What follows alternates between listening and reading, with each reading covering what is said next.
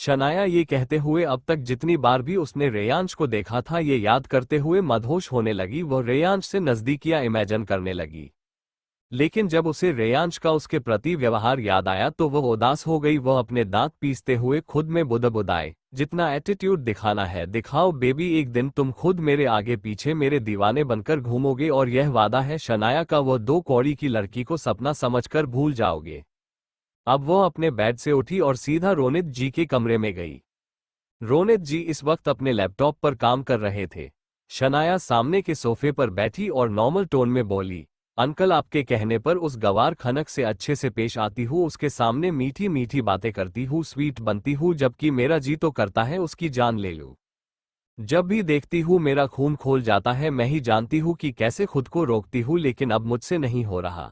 मैंने उसके बहुत बार कान भरने की कोशिश की लेकिन नहीं, वह तो रेयांश से जोंक की तरह चिपकी हुई है। आपको पता भी है आज मैंने उसे रेयांश के साथ किस हाल में देखा। पता नहीं आपके बेटे को भी उसमें ऐसा क्या दिख गया है कि वह भी एक पल के लिए उससे दूर नहीं होता। ये बात कहते हुए शनाया बहुत ज्यादा चिढ़ रही थी। रोनित जी अपना लैपटॉप बंद करके सोफे पर रख देते हैं और अपना चश्मा उतारते हुए अपने नॉर्मल टोन में बोले, शनाया बेटा मैंने पहले ही तुम्हें समझाया था, इस काम के लिए पेशेंस रखना होगा। रेयांश को तुम पर जरा भी शक नहीं होना चाहिए। अगर ऐसा हुआ तो उस सड़क छाप लड़की के उसकी लाइफ से जाने के बाद भी तुम्हारा कोई चांस नहीं बचेगा रेयांश की लाइफ में जाने का। अगर बड़े बड़े मकसद को अंजाम देना हो तो छोटी मोटी लड़ाइयां हारनी पड़ती है। कुत्ते को भी बाप बनाना पड़ता है। इस वक्त तुम्हारा शांत रहना और उस लड़की से अच्छी दोस्ती बनाए रखने में ही तुम्हारी भलाई है। बस कुछ ही वक्त वो लड़की खुद तुम्हें रेयांश के करीब ले जाएगी। मुझ पर भरोसा रखो और शांत हो जाओ। ऐसी कोई भी गलती मत करना वरना ना तुम्हें रेयांश मिलेगा और ना ही मैं जो चाहता हूं वो मुझे मिलेगा। मेरे हाथ से सब कुछ चला जाएगा। शनाया थोड़ी शांत होती है, फिर वो अपना सिर हाँ में हिला देती है। तभी रोनित जी अपनी शांत आवाज में बोले, जाओ और अपना मूड ठीक करो और जितना हो सके उस लड़की के आसपास और उसके साथ रहो। शनाया इस बात से पूरी तरह सेटिस्फाई थी। वह खुश होते हुए रोनित जी के गले में अपनी बाहें लपेटकर रोनित जी के गाल पर एक किस करके खुश होते हुए बोली, you are a genius, my would be father in law. Ronit ji Shanaya के सिर पर हाथ फेर कर बोले, अब तो मेरा बच्चा खुश है ना। शनाया खुश होते हुए अपना सिर जोर जोर से हाँ में हिलाते हुए बोली, हाँ, और इससे ज्यादा खुश तब होंगी जब रेयांश की बीवी बन जाऊंगी। ओके बाय अंकल, मैं चली अपने मिशन पर। ये कहते हुए शनाया कमरे से बाहर चली गई। अब रोनित जी का चेहरा थोड़ा सख्त हो गया और अपने आप से ही बोले, अब अतीत को बाहर लाने का टाइम आ गया है।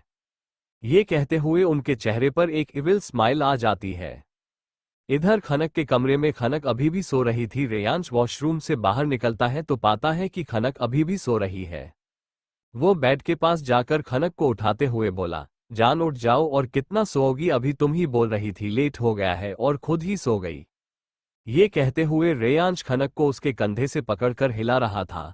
खनक आलस खाते हुए उठकर बैठ गई और अपनी नींद भरी आवाज में बोली, आपने भी जैसे कसम खा रखी है कि मुझे सोने नहीं देंगे। रात भर हर 1 घंटे में एक्टिव हो जाते हैं और मेरी नींद खराब करते रहते थे, अभी भी सोने नहीं दे रहे हो। ये बोलते हुए खनक उठकर वॉशरूम में चली गई और रेयांश हैरानी से उसे जाते हुए देखता रहा। वो अपने मन में बोला, ये लड़की की शिकायतें ही नहीं खत्म होती, बिना मेरी बात सुने ही चली गई। रेयांश जल्दी से वॉशरूम के पास आया और थोड़ा जोर से बोला, तुम आज घर पर नहीं रहोगी, आज मेरे साथ ऑफिस चल रही हो तो जल्दी तैयार होकर नीचे आओ, मैं वेट कर रहा हूँ। खनक हैरानी से वॉशरूम का डोर ओपन कर देती है। सामने रेयांश अभी भी खड़ा था। वह हैरानी से बोली, क्या, पर क्यों? रेयांश उसे देखते हुए शरारती अंदाज में बोला, जान तुम सुबह सुबह मुझे सेड्यूस करने की कोशिश कर रही हो, लेकिन मैं तो पहले से रेडी हूं तो तुम्हें ये सब करने की जरूरत नहीं है। तुम कहो तो आज हम पूरा दिन इसी कमरे में गुजार सकते हैं। खनक को अब जाकर अपनी हालत का अंदाजा हुआ। उसकी आंखें बड़ी बड़ी हो गई। उसने एक ही सेकंड में दरवाजा बंद कर दिया क्योंकि इस वक्त वह बिना कपड़ों के ही थी। उसकी धड़कनें बढ़ गई। उसने अपने सिर पर एक टपली मारी और खुद से ही बोली, गधी, पागल, बुद्धू कहीं की, खुद ही शेर के मुंह में हाथ दे रही थी, फिर तुझे खा ही जाएगा ना। तभी रेयांश बाहर जोर जोर से हंसते हुए बोला, हा हा हा हा हा हा हा। जान खुद में बड़बड़ाना बंद करो और जल्दी तैयार होकर नीचे आओ, नहीं तो मैंने तुम्हें दूसरा ऑप्शन तो दिया ही है। खनक ये सुनकर चिल्लाते हुए बोली, नहीं नहीं नहीं, बस मैं अभी तैयार होकर आया, आप जाकर रेडी हो जाओ। रेयांश अपने होठों पर एक प्यारी सी मुस्कान लिए क्लोजेट रूम में चला जाता है। कुछ ही देर में दोनों ही ब्रेकफास्ट करके ऑफिस के लिए निकल जाते हैं। शाम का वक्त आज का दिन रिया के लिए बहुत खास था। वह आज पूरा दिन कॉलेज में भी काफी खुश थी। उसने अपने सारे लेक्चर खत्म किए और अब वह पार्किंग एरिया में मोक्ष का इंतजार कर रही थी। तभी पार्किंग एरिया में रिया का सीनियर समर्थ खुराना, जो कॉलेज के लास्ट ईयर में था, वह आता है। समर्थ खुराना एक मिनिस्टर का बेटा है जिसकी इमेज एक प्ले बॉय की थी। गोरा रंग, 5 feet 8 inch height, brown blonde colour के हेयर और कत्थई आंखें, 6 पैक्स एब्स वाली परफेक्ट बॉडी और उम्र 21 साल। इस वक्त उसने dark blue jeans, black body fitting T shirt और ऊपर ब्लैक जैकेट पहन रखा था। दिखने में वो हैंडसम लग रहा था, लेकिन चेहरे पर शैतानियत झलक रही थी। वो जैसे ही पार्किंग एरिया में आया, उसने रिया को देखा। वह रिया को देखकर सीधा उसके पास आया और अपनी गंदी नजरों से उसे चेकआउट करते हुए अपने गंदे लहजे में बोला, हे स्वीट हार्ट, किसका वेट कर रही हो? कहो तो मैं छोड़ दूं? रिया वहां से जाते हुए बोली, नो थैंक्स। तभी समर्थ उसका हाथ बड़ी ही बेशर्मी से पकड़ लेता है और बोला, थैंक्स तो तब बोलना स्वीट हार्ट जब तुम्हें अच्छे से मजे कराऊंगा, एक बार मौका तो दो। रिया अपना हाथ छुड़ाते हुए गुस्से में बोली, यह क्या बदतमीजी है? हाथ छोड़ो मेरा समर्थ, वरना मैं चिल्लाऊंगी, समझे? प्रिंसिपल से तुम्हारी शिकायत कर दूंगी, कॉलेज से सस्पेंड हो जाओगे तुम। समर्थ को अब गुस्सा आने लगा। वो रिया को खींचकर उसके दोनों हाथ पकड़कर उसे पीछे से दबोचकर उसके कान के पास अपने होठों को ले जाकर बोला, कोशिश करके देख लो स्वीटहार्ट, तुम्हें बचाने यहाँ कोई नहीं आने वाला। तुम जानती भी हो मैं कौन हूँ, मेरा कोई कुछ नहीं बिगाड़ सकता। रिया समर्थ के इतने करीब आने से डर गई। उसे बहुत बुरा फील हो रहा था। वो खुद को छुड़ाने की कोशिश करते हुए बोली, होंगे तुम बड़े मिनिस्टर के बेटे, इसका मतलब यह नहीं कि तुम्हें बदतमीजी करने का लाइसेंस मिल गया। छोड़ो मुझे, नहीं तो तुम्हारे लिए अच्छा नहीं होगा। इधर रेयांश के ऑफिस में रेयांश अपनी एक मीटिंग में था और खनक वहां बोर हो रही थी। इस वक्त रेयांश कॉन्फ्रेंस रूम में था और केबिन में खनक अकेली थी। तभी उसके मोबाइल में एक नोटिफिकेशन आती है। वो अपना मोबाइल उठाकर वो नोटिफिकेशन चेक करने लगती है। वो जब नोटिफिकेशन चेक करती है तो एक अननोन नंबर से वह नोटिफिकेशन आई थी जिसमें एक तस्वीर थी। फिर धीरे धीरे बहुत सारी तस्वीरें आती है।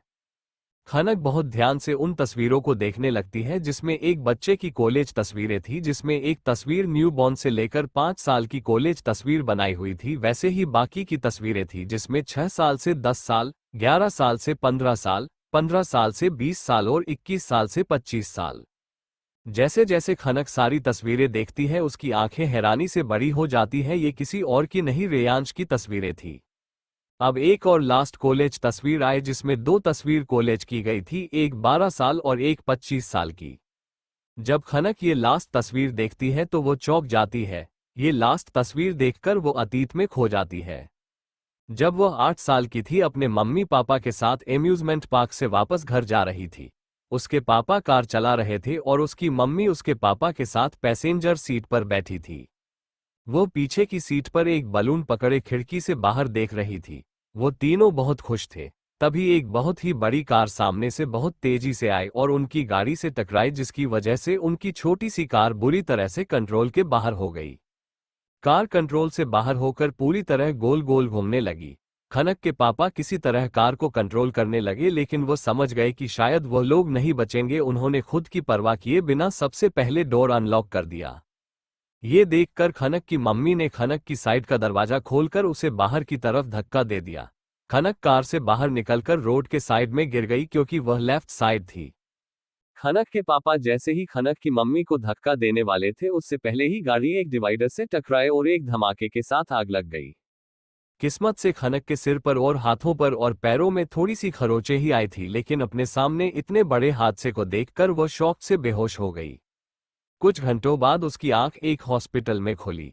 जब वह होश में आए तो उसे याद आया कि उसके मम्मी पापा कार में ही रह गए थे और कार एक धमाके के साथ जलकर राख हो गई थी। छोटी सी खनक ये सोचकर ही बहुत जोर जोर से रोने लगी। प्रेजेंट टाइम खनक इस तस्वीर को देखते हुए यादों में गुम थी और उसके आंखों से आंसू निकल रहे थे। तभी केबिन का दरवाजा अचानक खुला। खनक दरवाजे के खुलने से होश में आई और जल्दी से उसने अपने आंसू पोंछ लिए और अपना मोबाइल बंद करके साइड में रख दिया। रेयांश अपनी मीटिंग खत्म करके केबिन में आ चुका था। खनक को चुपचाप बैठे देखकर वह सीधा खनक के पास जाकर बैठा और उसे अपनी बाहों में भरकर बोला, क्या हुआ जान, तुम्हारा मुंह क्यों उतरा हुआ है, मुझसे नाराज हो क्या? खनक अपनी धीमी आवाज में बोली, नहीं मुझे घर जाना है। रेयांश उसे उठाते हुए बोला, हाँ अब हम घर ही चल रहे हैं।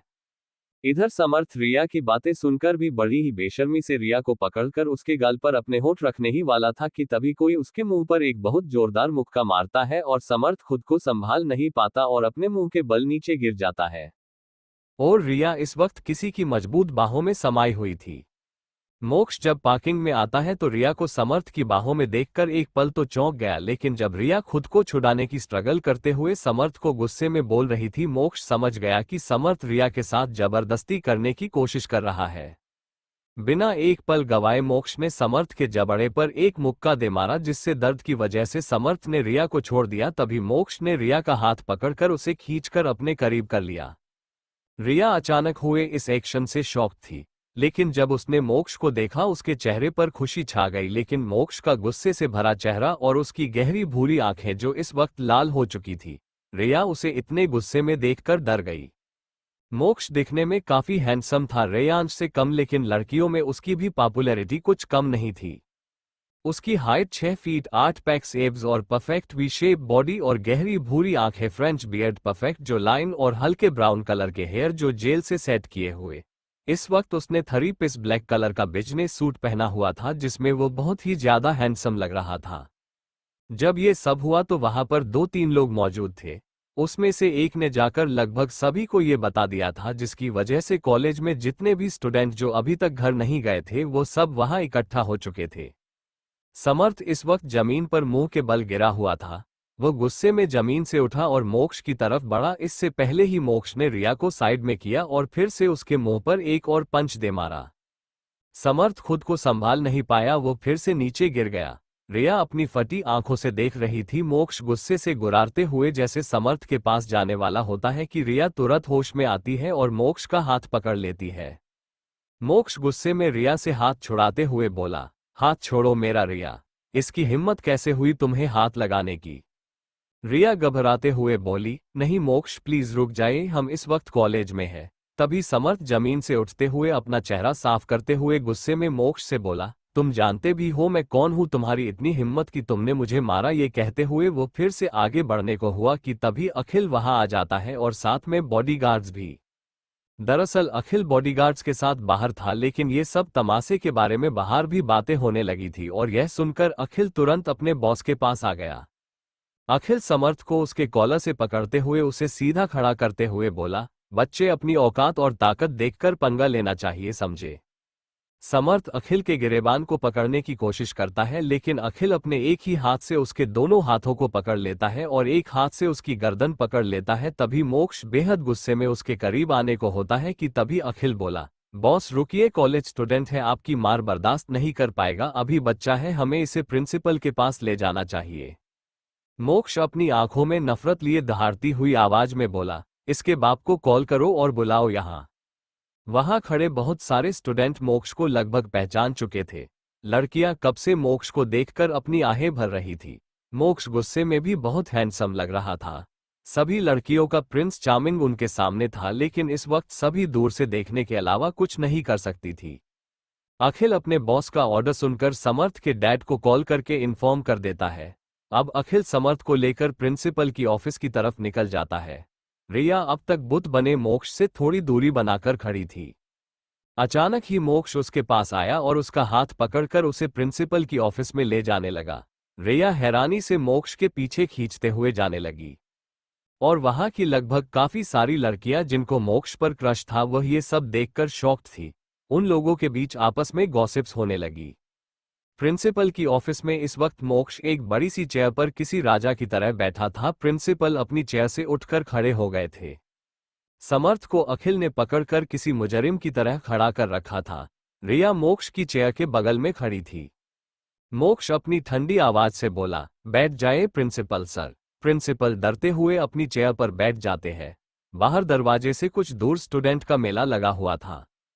तभी करीब आधे घंटे में एक आदमी जिसकी उम्र 45 थी, जिसने व्हाइट कुर्ता और व्हाइट पजामा पहन रखा था, ऊपर व्हाइट कलर का ओवरकोट जो काफी एक्सपेंसिव था। उसका एटीट्यूड किसी राजा की तरह था। थोड़ा सा पेट बाहर निकला हुआ था, हाथों में एक्सपेंसिव घड़ी पहन रखी थी। उनके आसपास 2 बॉडीगार्ड थे जिन्होंने अपने हाथ में एक एक गन ले रखी थी।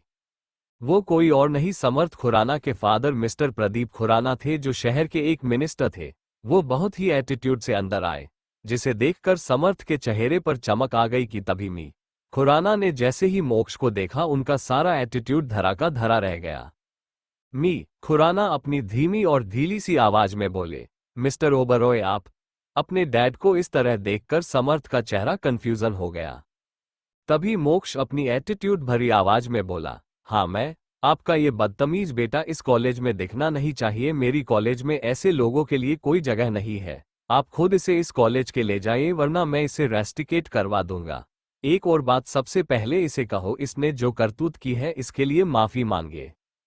मिस्टर खुराना अपनी धीमी आवाज में बोले, ये जरूर माफी मांगेगा, लेकिन इसे रेस्टिकेट मत करवाओ। मैं इसे विदेश भेज दूंगा, वो इस शहर में भी दिखाई नहीं देगा।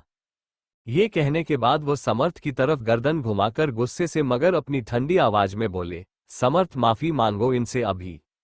समर्थ अपने डैड से हैरानी से बोला, डैड आप ऐसा कैसे बोल सकते हैं? ये है कौन जिनके सामने आप इस तरह गिड़गिड़ा रहे हैं? मिस्टर खुराना अपनी आंखें दिखाते हुए बोले, समर्थ अपनी जुबान मत चलाओ और जितना कहा उतना करो, माफी मांगो। समर्थ बेमन से मोक्ष के सामने आते हुए बोला, आई एम सॉरी। मोक्ष अपनी सख्त आवाज में बोला, मुझे नहीं, रिया से माफी मांगो। समर्थ अपने डैड की तरफ गुस्से से देखने लगा तो मिस्टर खुराना ने उसको आंखें दिखाते हुए इशारा किया। तभी समर्थ बेमन से रिया के सामने गया और अपना सिर झुकाते हुए बोला, आई एम सॉरी रिया।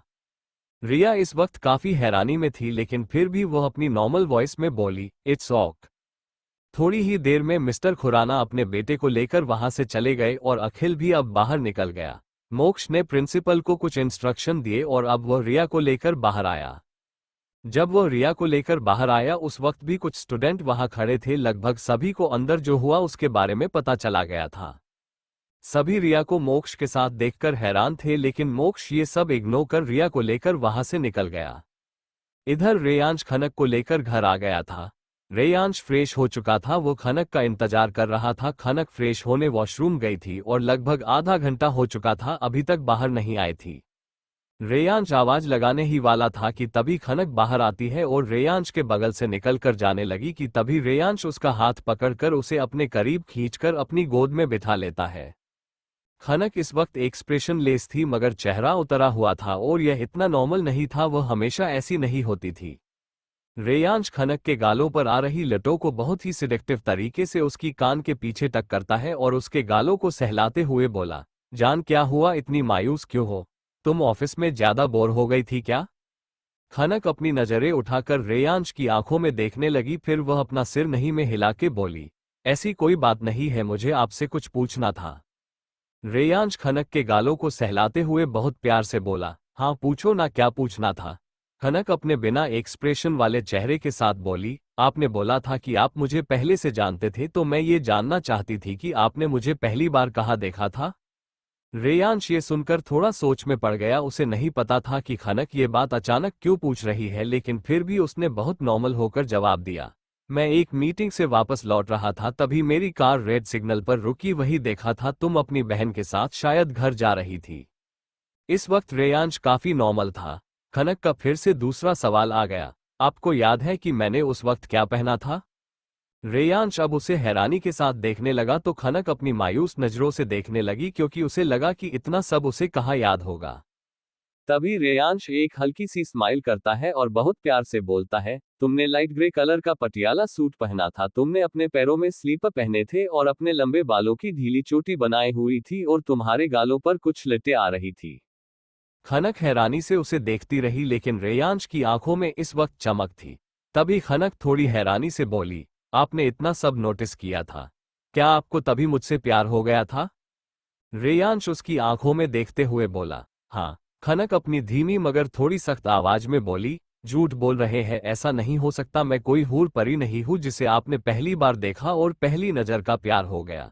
एक आखिरी सवाल, क्या आप मुझसे इससे पहले मिले हैं? रेयांश खनक के इस तरह बोलने से चौंक गया क्योंकि खनक इस वक्त चीड़ रही थी।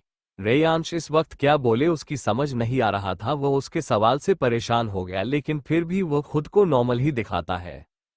वो किसी तरह खनक को समझाने की कोशिश करता है, जान तुम गुस्सा क्यों कर रही हो, मैं झूठ नहीं बोल रहा, पहली नज़र का प्यार भी होता है, सच्ची में मुझे तुमसे तभी प्यार हो गया था।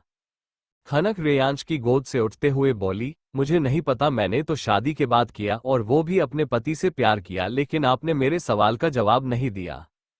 रेयांश चुप हो जाता है तो खनक कमरे से बाहर निकलते हुए बोली, नहीं बताना तो मत बताए। वो कमरे से बाहर चली गई और रेयांश उसे जाते हुए देखता रहा। वह हैरान था कि आखिर खनक को हुआ क्या। इस वक्त रात के करीब 8 बज रहे थे। मोक्ष रिया को अपने फार्म हाउस लेकर आया था। फार्म हाउस के गार्डन में बहुत ही खूबसूरती से डिनर डेट के लिए सजाया गया था। एक कांच का राउंड शेप टेबल रखा गया था जिस पर व्हाइट कलर का टेबल क्लॉथ रखा गया था। 2 खूबसूरत चेयर्स आमने सामने रखी गई थी। वहां पर बहुत ही खूबसूरत पेड़ थे जिन पर बहुत ही खूबसूरती से लाइटिंग की गई थी और छोटे छोटे खूबसूरत लालटेन लगाए गए थे। टेबल पर एक कैंडल जल रही थी, कुछ डिलीशियस डिशेज रखी गई थी और साथ में एक वाइन की बोतल थी। मोक्ष रिया का हाथ पकड़कर उसे वहां लेकर आता है। रिया आज जो कुछ भी हुआ उससे वो थोड़ी परेशान थी, लेकिन ये सब देखकर उसके चेहरे पर खुशी आ गई। मोक्ष रिया के लिए चेयर खींचता है और उसे चेयर पर बैठा देता है, फिर वो खुद सामने वाली चेयर पर बैठ जाता है। वो बहुत प्यार से रिया को बोलता है, बेबी भूल जाओ आज जो कुछ भी हुआ, इस वक्त सिर्फ हम दोनों के बारे में सोचो। रिया मोक्ष की प्यार भरी आवाज को सुनकर बोली, मुझे ये सब सपने जैसा लग रहा है, ऐसा लगता है जैसे मैं नींद से जागूंगी और सपना टूट जाएगा। मोक्ष उसके गाल पर हाथ रखकर सहलाते हुए बोला, सपना नहीं है बेबी, यह हकीकत है। ये कहते हुए मोक्ष अब अपने हाथों से प्लेट में खाना सर्व करने लगता है और रिया बहुत ही प्यार से उसे देखने लगती है। दोनों ही कुछ देर में अपना डिनर खत्म करते हैं। तभी मोक्ष रिया का हाथ पकड़कर उसे चेयर से उठाता है और धीरे से उसकी कमर में हाथ डालकर उसे अपने करीब खींच लेता है।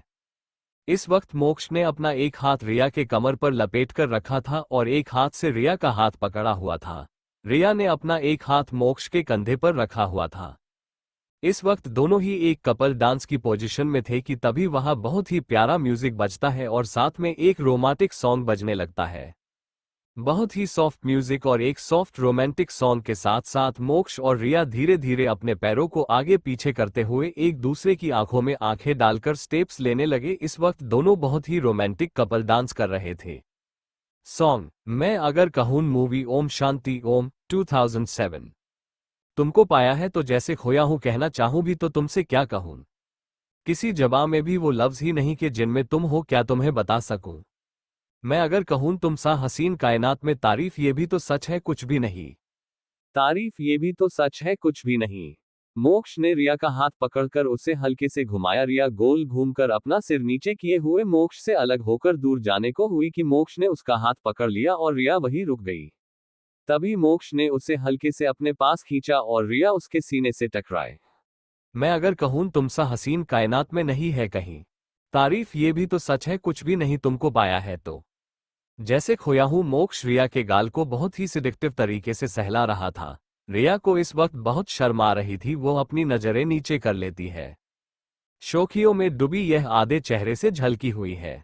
जुल्फ की घनी घनी घटाएं शान से ढलकी हुई है, लहराता आंचल है जैसे बादल, भाहों में भरी है जैसे चांदनी, रूप की चांदनी। मोक्ष रिया को फिर से गोल घुमाते हुए उसके खुले घने बालों में अपनी उंगलियों से सहलाता है और फिर एक ही झटके में रिया की कमर में हाथ डालकर उसे अपने करीब खींच लेता है और रिया उसके सीने से लग जाती है। म्यूजिक बंद होता है और मोक्ष रिया के गालों पर एक किस करता है। फिर वो उससे थोड़ा दूर होकर अपने पॉकेट से एक छोटा सा बॉक्स निकालता है जो कि रिंग का था। वो बॉक्स से रिंग निकालकर अपने घुटनों के बल बैठ जाता है और रिया का हाथ पकड़कर उसकी रिंग फिंगर में वह रिंग पहनाते हुए बोला, I love you Riya, will you be my fiancee. Riya इस बात से शॉक्ड थी, उसने नहीं सोचा था कि मोक्ष उसे अचानक ऐसे कुछ पूछेगा। ये बहुत अजीब सवाल था क्योंकि ज्यादातर लड़के लड़कियों को डेट पर अपने प्यार का इजहार करते हैं या तो फिर शादी के लिए प्रपोज करते हैं, लेकिन मोक्ष ने उसे मंगेतर बनने को कहा। वो सवालिया नजरों से मोक्ष को देख रही थी। रिया को कंफ्यूज देखकर मोक्ष रिया को रिंग पहना देता है और खड़े होकर उसके छोटे से चेहरे को अपने हाथों में भरकर बोला, अरे तुम इतना कंफ्यूज मत हो, मुझे लगा शादी के लिए पूछना ज्यादा जल्दी हो जाएगा, इसलिए मैंने अगर तुम चाहो तो हम गर्लफ्रेंड बॉयफ्रेंड भी रह सकते हैं। रिया के होठों पर प्यारी सी स्माइल आ गई। वह बहुत ही प्यार से बोली, मुझे कोई फर्क नहीं पड़ता मोक्ष कि मैं आपकी गर्लफ्रेंड बनूं, मंगेतर बनूं या आपकी बीवी, मैं तो बस यही चाहती हूँ कि आप मुझे हमेशा ऐसे ही प्यार करते रहो। आई लव यू मोक्ष more than my self, yes I will be your fiancée. मोक्ष उसे कस के गले लगा लेता है और बहुत प्यार से बोलता है, हमेशा बेबी मैं तुम्हें ऐसे ही प्यार करता रहूंगा। थैंक यू सो मच मेरी लाइफ में आने के लिए, मुझे प्यार का एहसास करवाने के लिए। यह एहसास वाकई में बहुत सुकून भरा है। कहते हुए मोक्ष इमोशनल हो गया।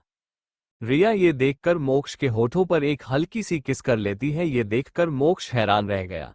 ये पहली बार था कि रिया ने उसे सामने से किस की थी। उसके चेहरे पर एक प्यारी सी मुस्कान आ गई।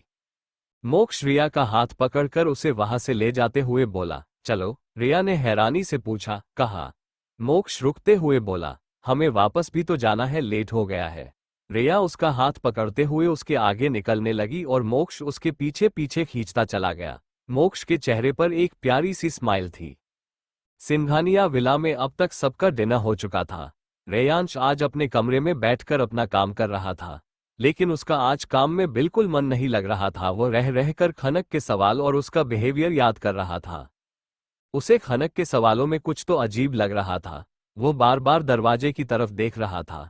कुछ ही देर में खनक अंदर आई। उसने आज पीच कलर की साड़ी पहनी थी जिसमें वह खिले हुए फूल की तरह लग रही थी। ऊपर से उसका थोड़ा उतरा हुआ नाराजगी भरा चेहरा उसे और भी क्यूट बना रहा था। यह शायद रेयांश की नजरों में था, क्योंकि उसे अपनी बीवी हर रूप में खूबसूरत लगती थी।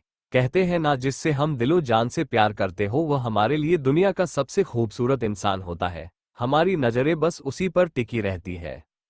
रेयांश का भी यही हाल था। वो खनक से बहुत ज्यादा प्यार करने लगा था। उसके लिए खनक इस दुनिया की सबसे खूबसूरत लड़की थी जिससे उसकी नजरें ही नहीं हटती थी। खनक जैसे ही कमरे में आती है, रेयांश अपनी नजरें जल्दी से लैपटॉप में गड़ा देता है। खनक एक नज़र रेयांश पर डालती है जो अपने लैपटॉप में बहुत ही तेजी से उंगलियां चला रहा था। खनक कुछ कहना चाहती थी मगर रुक जाती है। उसे रेयांश को डिस्टर्ब करना ठीक नहीं लगा। अब उसे क्या पता कि उसका पति बिजी होने का सिर्फ नाटक कर रहा है, वो तो उससे अटेंशन चाहता है। खनक बिना कुछ बोले अपना फोन बिस्तर पर रखकर क्लोजेट में चली जाती है। खनक के जाने के बाद रेयांश जल्दी से अपना लैपटॉप बंद करके नाइट स्टैंड पर रख देता है और मुंह बनाकर अपने मन में ही बोलता है, क्या बात है रेयांश सिंघानिया, पूरी दुनिया की लड़कियां तेरा अटेंशन पाने के लिए मरी जा रही है, लेकिन अपनी ही बीवी का अटेंशन पाने के लिए क्या क्या नाटक करने पड़ रहे हैं, फिर भी नहीं मिल रहा है।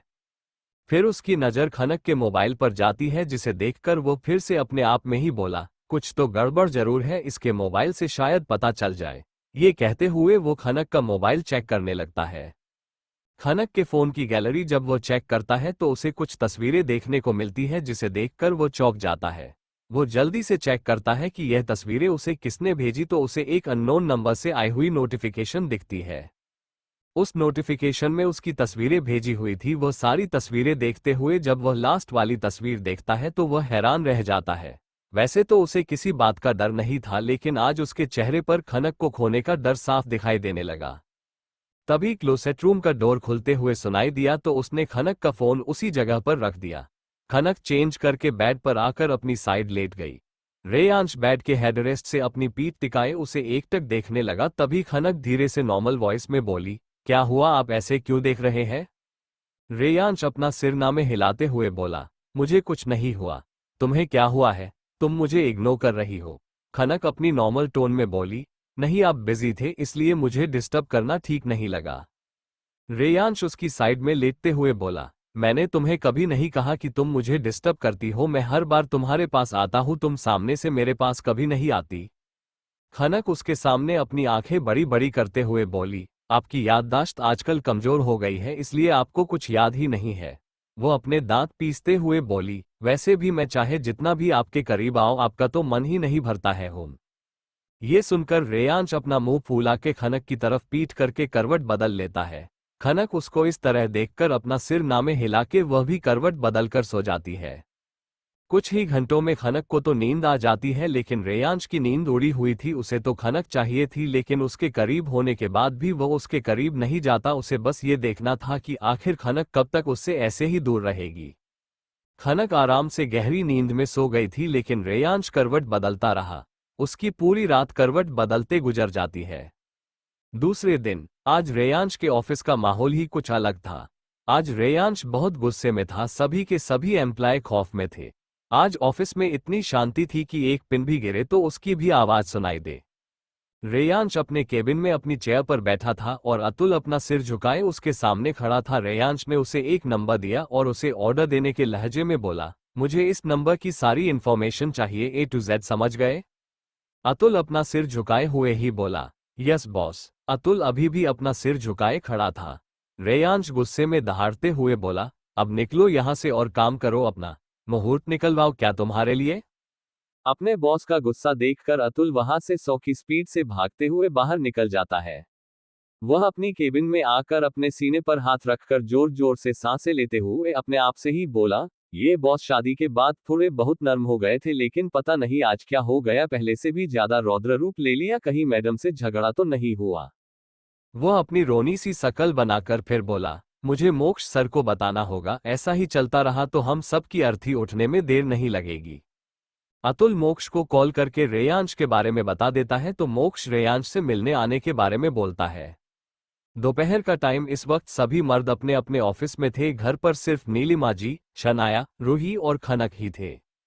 नीलिमा जी इस वक्त लंच की तैयारियां करवा रही थी। खनक भी उनकी हेल्प कर रही थी, लेकिन आज उसका मूड ठीक नहीं लग रहा था। उसका मूड तो तब से ठीक नहीं था जब से उसने वो तस्वीर देखी थी। उसे रह रहकर यह ख्याल आ रहे थे कि अगर उसे सब कुछ याद है तो रेयांश को क्यों कुछ याद नहीं है, और अगर रेयांश को याद है तो वह उससे क्यों छुपा रहा है कि वह दोनों आज से 13 साल पहले मिल चुके हैं। खनक अपनी यही सोच में डूबे हुए किचन में से एक बाउल उठाती है, लेकिन वह बहुत ज्यादा गर्म होने की वजह से उसके हाथ में हल्की सी जलन होती है। वो जल्दी से बाउल को स्लैब पर रख देती है और फ्रिज से बर्फ निकालकर हल्के हाथों से सहलाने लगती है। उसकी उंगलियां हल्की लाल हो चुकी थी। वही मोक्ष इस वक्त रेयांश के केबिन में बैठा था। मोक्ष अपने नॉर्मल टोन में बोला, क्या हुआ तुझे? अपसेट लग रहा है।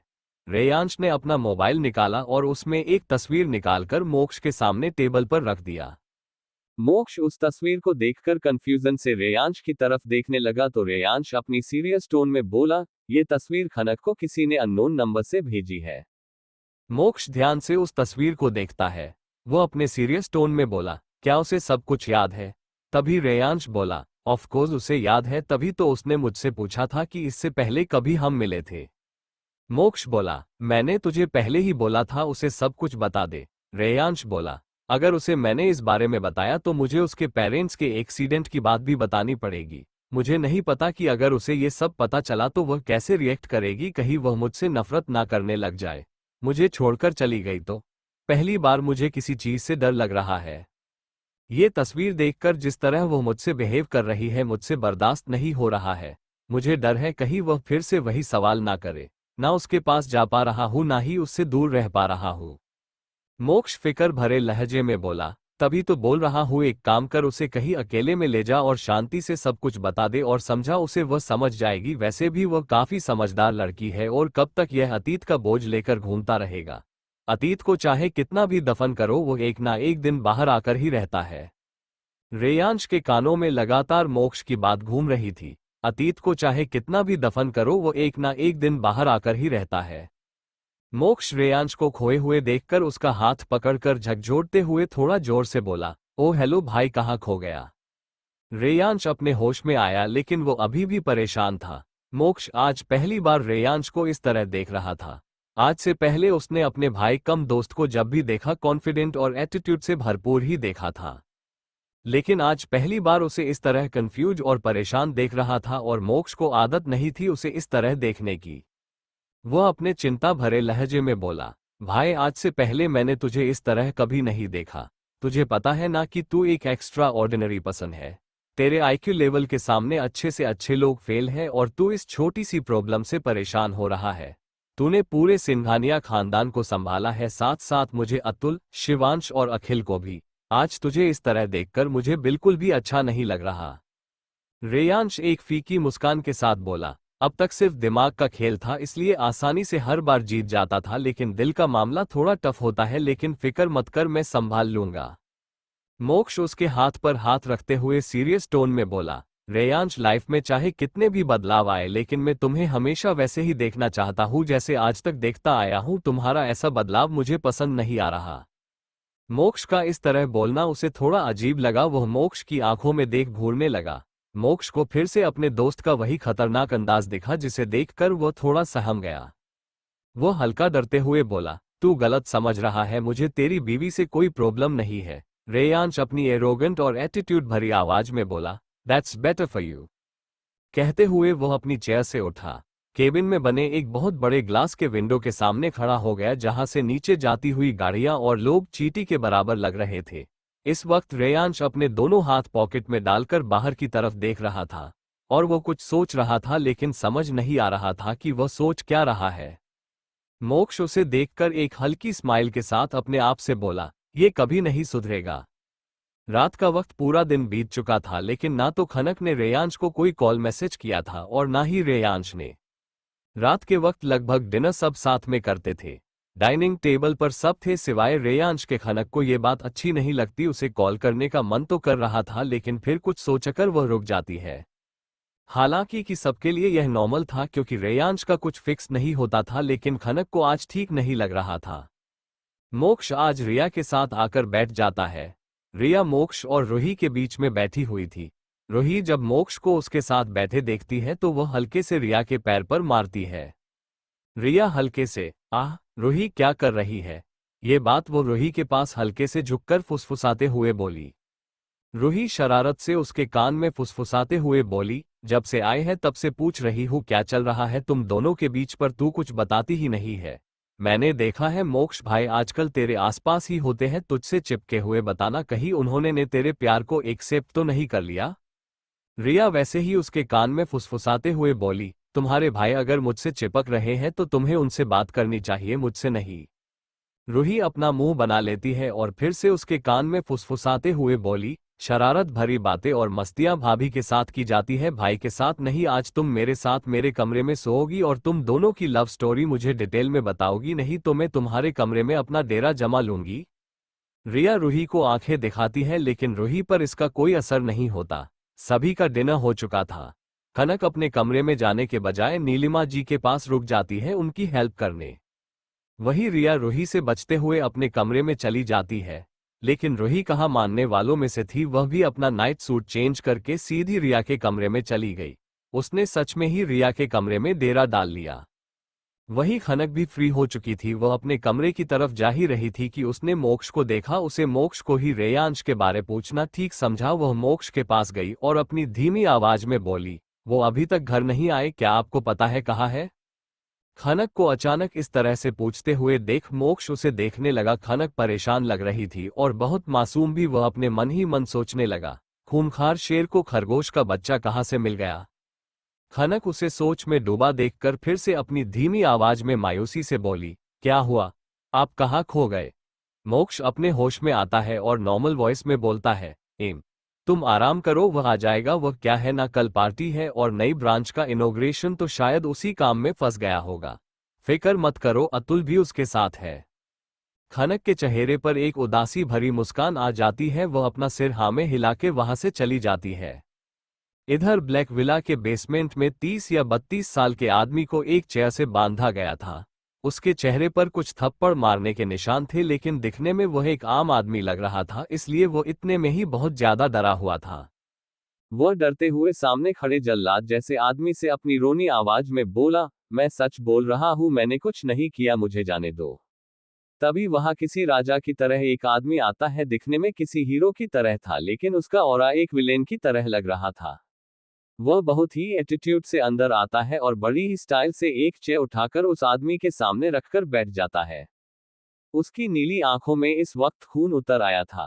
तभी शेरा बोला, बॉस इसने तो कुछ थप्पड़ों में ही रोना शुरू कर दिया, बोल रहा है उसे कुछ भी नहीं पता।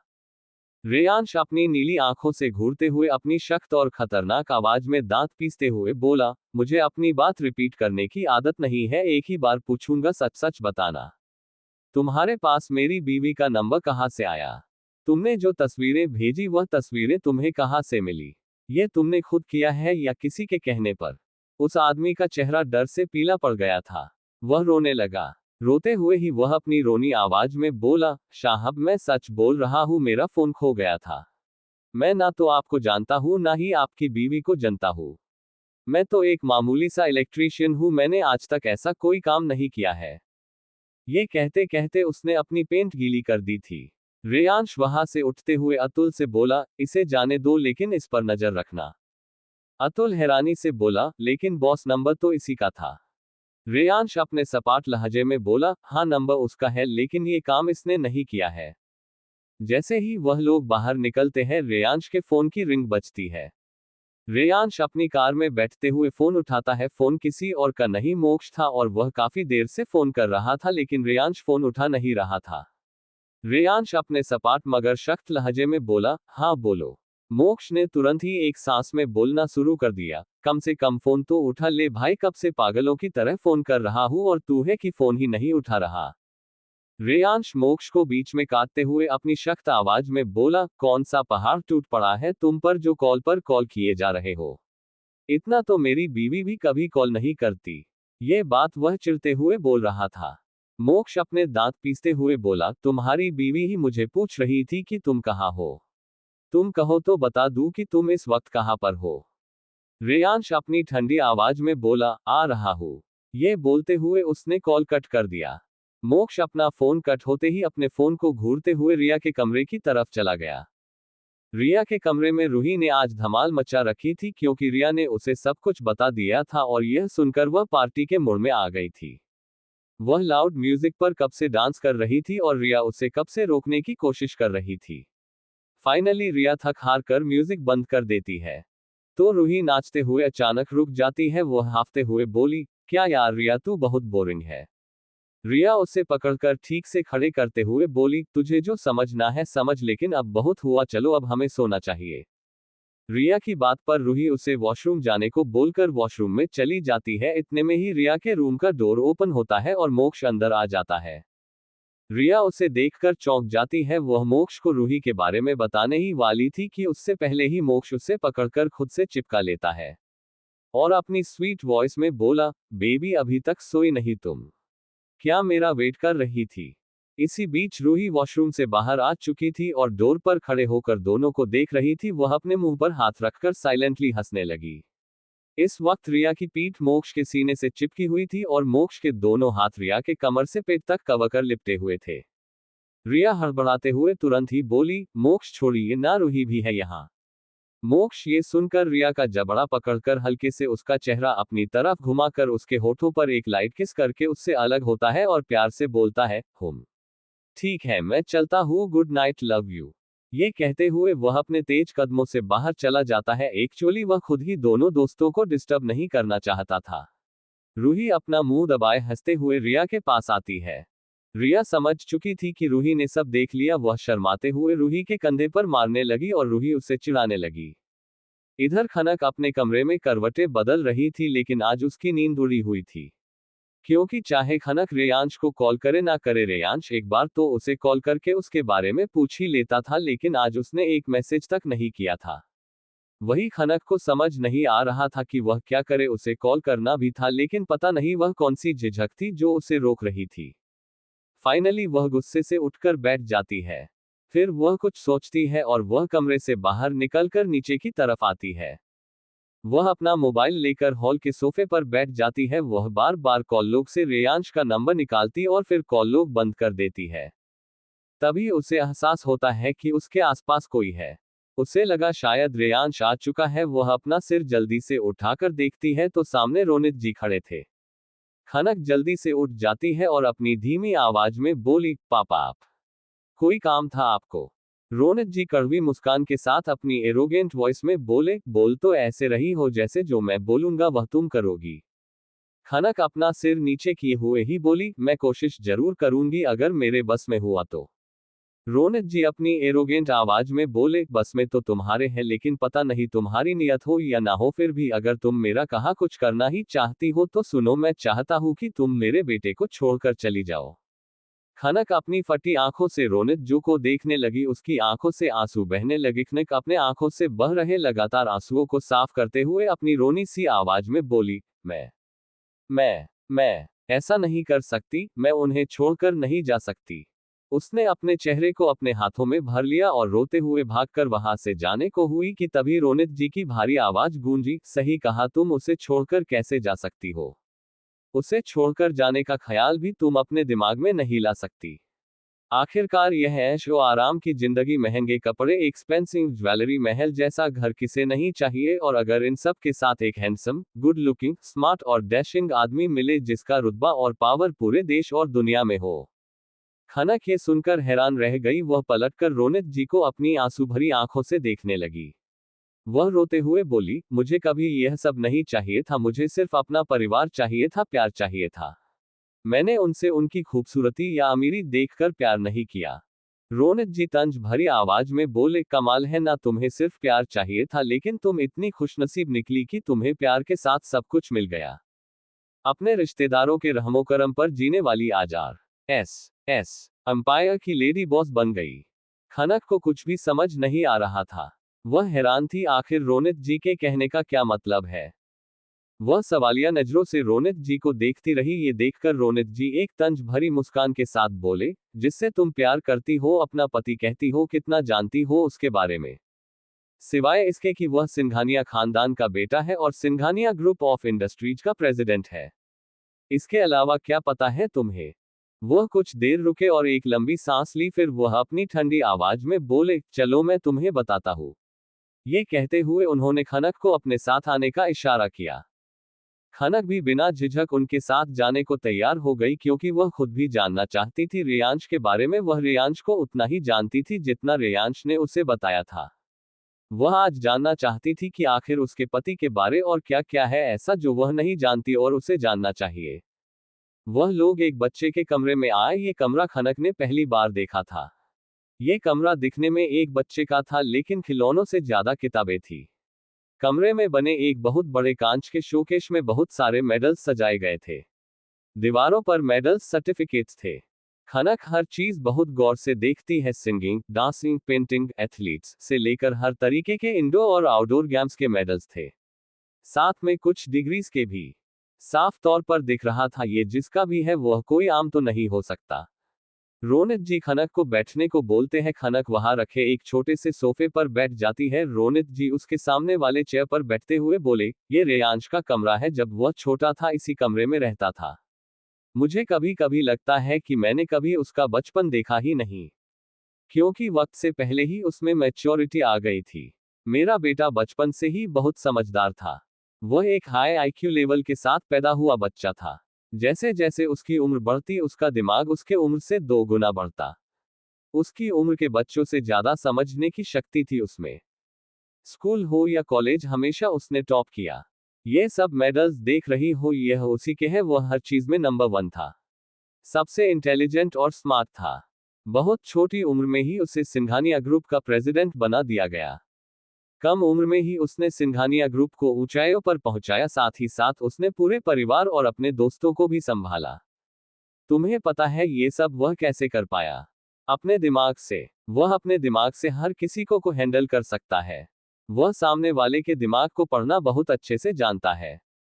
सिंघानिया ग्रुप को तो इतना आगे तक सिर्फ अपने परिवार के लिए ले गया, लेकिन उसकी अपनी भी कंपनी है। एस अंपायर दुनिया में दूसरे नंबर पर और एशिया की नंबर 1 कंपनी है। वह कंपनी हर तरीके का बिजनेस करती है। कंस्ट्रक्शन लाइन हो या एंटरटेनमेंट इंडस्ट्रीज, सभी जगह इसी कंपनी का शेयर है। लेकिन इतना सब कुछ संभालना इतना आसान भी नहीं, क्योंकि जब इंसान के पास दौलत ज्यादा आ जाए तो उसे लूटने वाले भी पैदा हो जाते हैं। तुम्हें पता होगा, अंडरवर्ल्ड के माफिया ऐसे लोगों पर अपनी नजर पहली डालते हैं। जब रेयांश इन ऊंचाई को पाने के लिए आगे बढ़ रहा था, अंडरवर्ल्ड के लोगों ने बहुत बार उसके रास्ते में रोड़े डाले, लेकिन उन्हें क्या पता था कि वह किससे पंगा ले रहे थे। रेयांश ने इसका एक परमानेंट इलाज ही ढूंढ निकाला। वह खुद एक माफिया किंग बन गया। दुनिया के लिए वह एशिया का नंबर 1 बिजनेस टायकून दी रेयांश सिंघानिया है, लेकिन उसकी एक और भी पहचान है, वह माफिया किंग द ब्रोकी है। और यह बात कुछ ही लोग जानते हैं, सिर्फ उसके करीबी लोग। यहां तक कि माफिया वर्ल्ड में भी कोई नहीं जानता कि द ब्रोकी असल में है कौन, कैसा दिखता है, कहाँ रहता है, वह इंडियन है या कोई और देश का है। बस सब यही जानते हैं कि उसका दिमाग वक्त से तेज चलता है और उसकी ताकत हद से ज्यादा है। वह दुनिया का सबसे खतरनाक इंसान है जो अपने दुश्मनों की हालत मौत से बदतर करता है। उसका किया हुआ वार कभी खाली नहीं जाता। इसीलिए लोग उससे उलझने से पहले 100 बार सोचते हैं। खनक हैरानी से ये सब सुन रही थी। उसके कानों ने जो सुना वह यकीन करे कि ना करे, लेकिन यकीन कैसे ना करे ये सब बताने वाला भी कोई गैर नहीं था। रोनित जी आगे बोले, क्या तुम्हें हैरानी नहीं होती कि इतने पावरफुल और खतरनाक इंसान ने तुम जैसी मामूली लड़की से शादी क्यों की? क्योंकि तुम्हें अपने काबू में रखना उसके लिए आसान था। ना तुम उससे ज्यादा कोई सवाल करती हो, ना ही कुछ जानने की कोशिश करती हो। वह तुम्हें जितना बताता है तुम उतना ही देखती और जानती हो। उसके लिए बहुत आसान है तुम्हें हैंडल करना। थोड़ा सा प्यार दिखाओ और जरूरतें पूरी करो, बात खत्म। वैसे भी वह तो तुम्हें पहले से जानता भी है।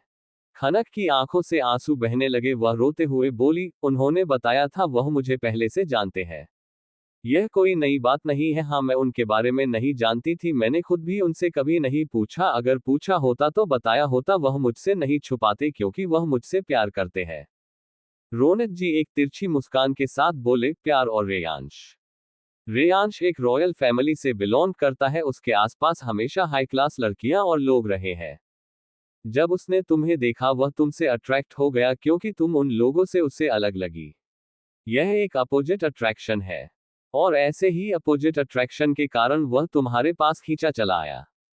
जब उसका मन भर जाएगा तुमसे वह तुम्हारे सामने देखेगा भी नहीं और वह वक्त बहुत जल्दी आएगा। खनक से ये सब बर्दाश्त नहीं हो रहा था। वह अपने कानों पर हाथ रखकर जोर जोर से बोली, नहीं नहीं नहीं, ये सच नहीं है। आप झूठ बोल रहे हैं, ऐसा नहीं हो सकता। रोनित जी अपनी आवाज ऊंची करके बोले, तुम मानो या ना मानो यही सच है। जाकर पूछो कि वह 13 साल पहले तुमसे मिल चुका है। ये बात क्यों छुपाए? इसकी भी एक वजह है। जाकर पूछना। मुझे लगता नहीं कि वह तुम्हें बताएगा क्योंकि वह भी तुम्हारे सामने सच नहीं आने देना चाहता। खनक का रो रोकर बुरा हाल हो गया था। अब वह एक पल वहां रुकना नहीं चाहती थी। वह उस कमरे से भागते हुए निकल गई और सीधे अपने कमरे में आ गई। जैसे ही वह कमरे में आई उसे कमरे में किसी के होने का एहसास हुआ। उसने जल्दी से अपने आंसू पोंछे और आगे बढ़ी तो वॉशरूम से रेयांश बाहर निकल कर आया। इस वक्त उसने कमर पर सिर्फ एक टॉवल लपेट रखा था और दूसरे टॉवल से वह अपना सिर पोंछ रहा था। खनक ने जब उसे ऐसे देखा तो अपनी नजरें नीची कली। वह बिना कुछ बोले उसकी बगल से निकलकर जाने लगी कि तभी रेयांश ने अपने हाथ में पकड़ा टॉवल सोफे पर फेंककर उसका हाथ पकड़ लिया। खनक की उंगलियों में हल्का सा दर्द हुआ लेकिन उसने अपने चेहरे पर आने नहीं दिया। रेयांश ने अपनी नॉर्मल टोन में पूछा, कहाँ थी तुम? खनक को आज रेयांश का टोन थोड़ा अलग और अजीब लगा, या फिर ऐसा इसलिए भी हो सकता था कि उसने आज रेयांश की सच्चाई जानी थी। वह अपनी लड़खड़ाती आवाज में बोली, सॉरी, वो मुझे नींद नहीं आ रही थी इसलिए थोड़ी देर बाहर गई थी। खनक की आवाज में बहुत ज्यादा डर था। वह इतना डर रही थी जैसे उसके सामने खड़ा इंसान उसकी जान ही ले लेगा। खनक को इतना परेशान और डरते हुए देखकर रेयांश का चेहरा एकदम नर्म हो गया। उसके चेहरे पर फिक्र की लकीरें आ गई। उसने खनक का छोटा सा चेहरा अपने दोनों हाथों में भर लिया और बहुत ही प्यार से बोला, जान तुम इतना डर क्यों रही हो? मैं तो बस ऐसे ही पूछ रहा था। तुम्हारी आंखें इतनी लाल क्यों है? तुम रो रही थी ना? खनक अपनी नजरें चुराते हुए बोली, नहीं, मैं डर नहीं रही। आप चेंज कर लीजिए, मैं आपके लिए खाना लगा देती हूँ। रेयांश को खनक का बिहेवियर अजीब लग रहा था लेकिन वह इस वक्त कुछ नहीं बोलता, बस वहां में अपना सिर हिला देता है और खनक का हाथ छोड़कर क्लोजेट में चला जाता है। कमरे में डिनर ऑलरेडी आ चुका था। खनक ट्रॉली से खाना कॉफी टेबल पर सजा देती है। तब तक रेयांश भी आ जाता है। खनक बिना रेयांश की तरफ देखे प्लेट में खाना सर्व करती है। रेयांश कब से उसका ओड बिहेवियर देख रहा था लेकिन उसकी हालत ऐसी थी कि वह गुस्सा नहीं कर सकता था। वह एकटक खनक की तरफ देख रहा था। जब खनक को यह महसूस होता है तो वह नजर उठाकर रेयांश को देखती है। रेयांश उसे एकटक देखते हुए बोला, तुम खिलाओ।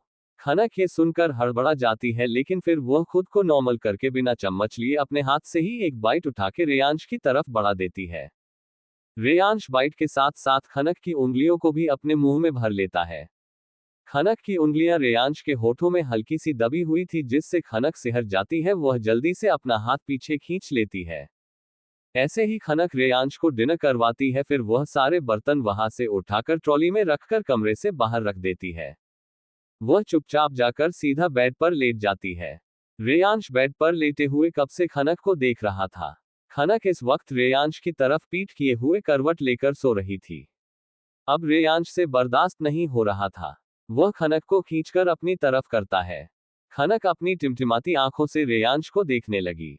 रेयांश उसे अपने और करीब करते हुए बोला, और कितना दूर रहने का इरादा है? दिन भर में एक बार भी मेरी याद नहीं आई। ये बात रेयांश ने बहुत प्यार से और शिकायत भरे लहजे में बोली थी। खनक अपनी धीमी आवाज में बोली, आपने एक कॉल भी नहीं किया मुझे। आपको मेरी याद नहीं आई? खनक भी यह बात शिकायती लहजे में बोली। और यह कहते हुए खनक बहुत ही मासूम लग रही थी। खनक को अब नॉर्मल देखकर रेयांश थोड़ा रिलैक्स हुआ। वह धीरे धीरे खनक के होठों की तरफ बढ़ रहा था। लेकिन खनक को इस बार रेयांश की करीबी अजीब लग रही थी। जैसे ही रेयांश उसके होठों पर अपने होठ रखने वाला था कि खनक ने तुरंत अपना सवाल पूछ लिया, जिसे सुन रेयांश चौंक गया। खनक ने जब यह महसूस किया, उसने तुरंत ही रेयांश के होठों पर अपना हाथ रख दिया और एक्सप्रेशनलेस चेहरे के साथ नॉर्मल वॉइस में बोली, क्या आप मुझसे सचमुच प्यार करते हैं? या फिर किसी दिन मुझसे आपका मन भर गया तो मुझे किसी कचरे की तरह आपके घर से बाहर फेंक देंगे? रेयांश ये सुनकर चौंक गया। खनक का अजीब बिहेवियर, ऊपर से इस तरीके की बातें, उसका दिमाग फटने लगा। अब वह चाहकर भी शांत नहीं रह सकता था। वह गुस्से में उठकर बैठ गया। खनक भी उसे इतने गुस्से में देखकर उठकर बैठ गई। रेयांश ने खनक के दोनों बाजुओं को कस के पकड़ा और बहुत गुस्से में बोला, तुम्हारी हिम्मत कैसे हुई इस तरीके की घटिया बात बोलने की? क्या समझ रखा है तुमने मुझे? अगर मुझे अयासी ही करनी होती तो बहुत लड़कियां सामने से आती थी, एक से एक खूबसूरत लड़की मेरे साथ रातें बिताने को तैयार थी। लेकिन मैं उस टाइप का इंसान नहीं हूँ। पहले भी कई बार बोला है और आज भी बोल रहा हूँ, मेरी लाइफ में तुम पहली लड़की हो। तुम्हारे पहले मेरा किसी भी लड़की के साथ कोई रिश्ता नहीं था। तुम पहली लड़की हो जिसके करीब मैं आया हूँ, जिसे मैंने छुआ है। लेकिन लगता है तुम्हें मुझ पर भरोसा है ही नहीं। तुम्हें क्या लगता है मैं सिर्फ तुम्हें अपने बिस्तर पर लाना चाहता था, इसीलिए इतना सब कुछ किया? अरे पागल लड़की, अगर मेरा इरादा सिर्फ तुम्हें अपने बिस्तर तक लाने का होता तो उसी दिन ले आता जिस दिन मैंने तुम्हें पहली बार देखा था। वह एक लंबी सांस लेकर खनक की आंखों में घूरते हुए बोला, मुझे नहीं पता ये सब तुम्हारे दिमाग में आया कहां से। लेकिन जिसने भी तुम्हारे दिमाग में भरा उसके बारे में पता तो मैं लगा लूंगा। लेकिन तुम इतना समझ लो कि चाहे कुछ भी हो जाए, रहना तो तुम्हें मेरे साथ मेरे पास ही है। तो अपनी आजादी तो तुम भूल ही जाओ। ये बोलते हुए वह खनक को छोड़कर अपनी जगह से उठकर बाहर निकल गया, लेकिन जाते जाते बोला, बस आज की रात आराम कर लो। खनक ये सब सुनकर अपनी ही जगह पर जम गई, लेकिन उसे आखिरी की लाइन समझ नहीं आई। वह रोनित जी की बातों को सोचने लगी। उन्होंने कहा था रेयांश किसी के भी दिमाग के साथ खेल सकता है। खनक अपने आप में ही बोली, ये क्या बोल रहे थे? क्या ये मेरे दिमाग से मेरे शक को मिटाना चाहते थे? उनका कहना कहीं ना कहीं सही भी था, पर क्या पता ये सब सिर्फ एक दिमाग का खेल भी हो। इस वक्त रात के करीब 1 बज चुके थे। रेयांश इस वक्त अतुल के कमरे में पहुंच गया था। आमतौर पर वह ऐसा नहीं करता, लेकिन आज बात उसके प्यार की, उसकी बीवी की थी, जो कुछ वक्त से उसके साथ अजनबी की तरह पेश आ रही थी। अतुल इस वक्त गहरी नींद में सो रहा था। उसे होश ही नहीं था कि उसके कमरे में रेयांश आकर उसे आवाज लगा रहा है। जब अतुल नहीं उठा तो रेयांश ने जोर से एक लात मारी और अतुल बिस्तर से नीचे गिर गया। अतुल की नींद अचानक खुल गई और वह अपनी कमर पकड़े गुस्से से बोला, कौन है बदतमीज जो इतनी रात को भी कुश्ती लड़ रहा है? ए ए ए ए ए बॉस, आप इतनी रात को यहाँ? रेयांश अपनी गरजती आवाज में बोला, कब से आवाज लगा रहा हूँ, ऐसा कौन सा नशा किया है जो बेहोश हो गए थे तुम? मेरी आवाज ही नहीं सुनाई दी तुम्हें? अतुल अपनी लड़खड़ाती आवाज में बोला, वो बॉस, कुछ दिनों से ढंग से सो नहीं पाया था, बस इसलिए। लेकिन आप इतनी रात को ऐसे? मेरा मतलब कोई इमरजेंसी है क्या? ये बोलते हुए वह अपने मन में सोचता है, कहीं मैडम ने बॉस को कमरे से बाहर तो नहीं निकाल दिया? नहीं नहीं नहीं, ऐसा कैसे हो सकता है? ये बॉस है, इनके सामने किसी की नहीं चलती। लेकिन हर बॉस का एक बिग बॉस होता है और वह है इनकी बीवी। क्या पता निकाल भी दिया हो किसी बात पे गुस्सा करके। रेयांश अतुल के मुंह के बनते बिगड़ते भाव देखकर बोला, अपने दिमाग के उल्टे घोड़े दौड़ाना बंद करो, आज की पूरे दिन की विला की सीसीटीवी फुटेज निकालो, मुझे देखना है। अतुल ये सुनकर चौंक गया। वह जल्दी से अपनी सीरियस टोन में बोला, यस बॉस, मैं अभी निकालता हूँ। अतुल जल्दी से अपना लैपटॉप लाया और विला के वाईफाई से कनेक्ट कर वह पूरे विला का पूरे दिन का सीसीटीवी फुटेज निकालकर रेयांश के सामने रख दिया। इस वक्त दोनों ही अतुल के बेड पर बैठे सीसीटीवी फुटेज देख रहे थे। वह सुबह से लेकर अब तक के फुटेज में से खनक कहां कहां गई थी वह फुटेज फॉरवर्ड करके देखने लगे। वही खनक कमरे में यहां से वहां चक्कर लगाते हुए सोचने लगी, मैं क्या करूं समझ नहीं आ रहा।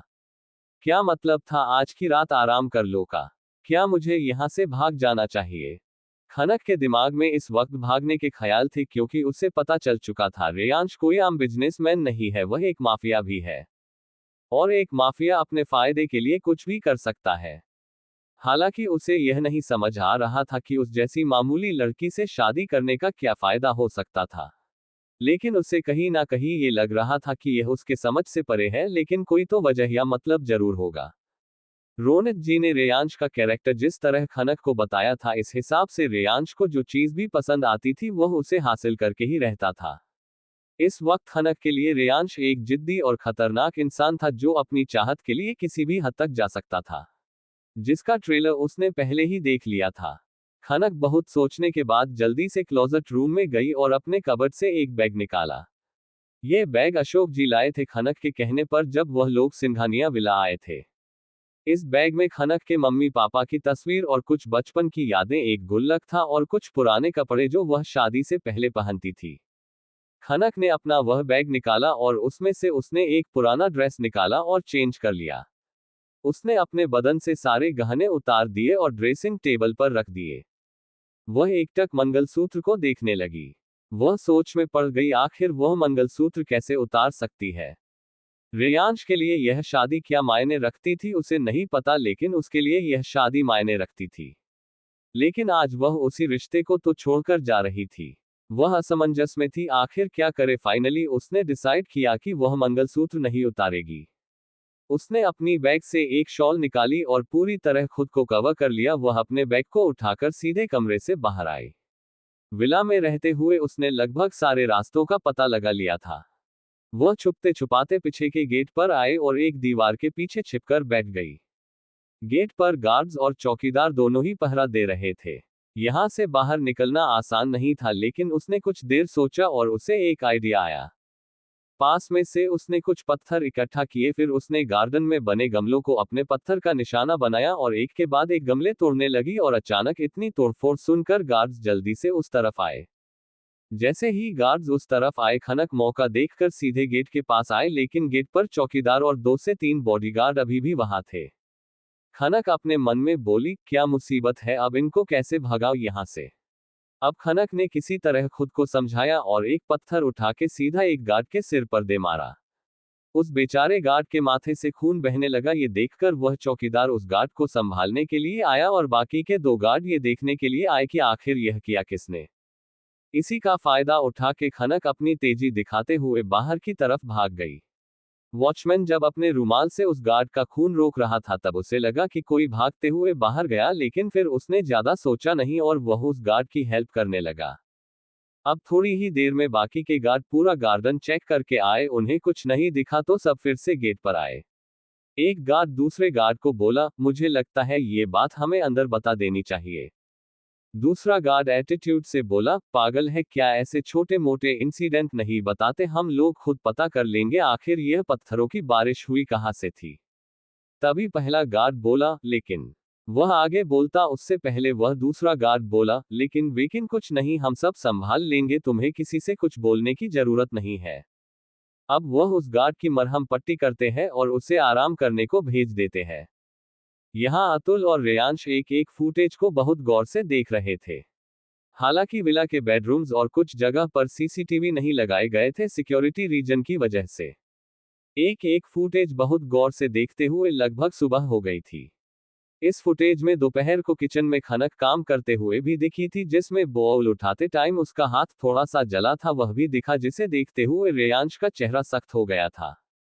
अब धीरे धीरे रात के वक्त हॉल का फुटेज दिखा जिसमें उन्होंने रोनित जी को खनक के साथ बात करते हुए देखा। सीसीटीवी में सिर्फ वीडियो दिख रहा था, ऑडियो नहीं था, जिससे वह समझ नहीं पा रहे थे कि आखिर बात क्या हो रही है। लेकिन फुटेज में दिख रहा था कि खनक बहुत ज्यादा रो रही थी, फिर वह रोनित जी के पीछे पीछे निकल गई। ये सब देखकर रेयांश को बहुत ज्यादा गुस्सा आता है। वह बिना एक पल की देरी किए सीधा रोनित जी के कमरे की तरफ बढ़ जाता है। अतुल भी किसी अनहोनी के डर से रेयांश के पीछे पीछे चला जाता है। इस वक्त सुबह के करीब 7 बज चुके थे। रोनित जी हमेशा की तरह अपनी एक्सरसाइज करके वॉशरूम की तरफ ही जा रहे थे कि उनके कमरे में नॉक की आवाज आती है। वह जैसे ही दरवाजा खोलते हैं, रेयांश गुस्से में अंदर आता है और लगभग चिल्लाते हुए बोला, मैंने आपसे कहा था कि मेरी पर्सनल लाइफ से दूर रहना, लेकिन लगता है आप अपनी करतूतों से बाज नहीं आएंगे। आज तक आपकी हर गलती बर्दाश्त इसलिए करता आया हूं क्योंकि आप मेरे दादू के बेटे हैं, इसलिए नहीं कि आप मेरे पिता हैं। ये मेरी आपसे आखिरी वार्निंग है, मेरी पर्सनल लाइफ और मेरी बीवी दोनों से दूर रहना। रोनित जी को अपना प्लान वर्क होता हुआ लगा। वह अपने चेहरे पर कड़वी मुस्कान लिए बोले, तुम्हारी पर्सनल लाइफ मुझसे जुड़ी है, क्योंकि तुम मानो या ना मानो तुम मेरे बेटे हो और वह लड़की किसी भी एंगल से तुम्हारे लायक नहीं है। रेयांश गुस्से से दांत पीसते हुए बोला, बस बहुत हुआ, अब अपनी बर्बादी के जिम्मेदार आप खुद होंगे। अतुल रेयांश को रोकते हुए बोला, बॉस बॉस प्लीज आप शांत हो जाइए, ये सब बाद में देखेंगे, पहले आपको मैडम के पास जाना चाहिए, वैसे भी सुबह हो चुकी है, आपको पहले मैडम को समझाना चाहिए। अब तक अतुल समझ गया था कि उनके बॉस और मैडम के बीच कुछ तो प्रॉब्लम हुई है। रेयांश इस वक्त काफी गुस्से में था, लेकिन जैसे ही उसे खनक का ख्याल आता है, वह अपनी जलती हुई नजरों से एक बार रोनित जी को देखकर वहां से अपने कमरे की तरफ बढ़ जाता है। अतुल अपने बॉस के कमरे में बिना इजाजत कभी नहीं जाता, इसलिए वह अपने कमरे की तरफ चला जाता है।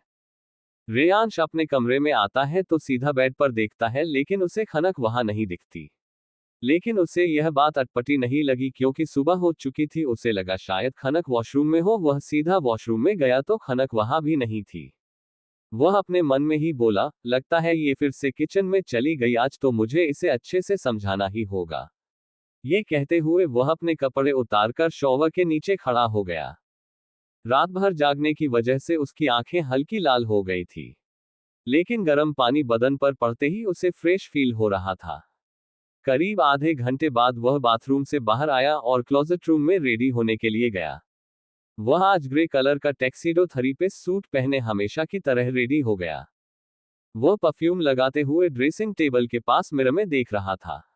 उसने परफ्यूम की बोतल ड्रेसिंग टेबल पर रखी और हेयर ब्रश उठाकर अपने बाल सेट करने लगा कि अचानक उसे कुछ याद आया।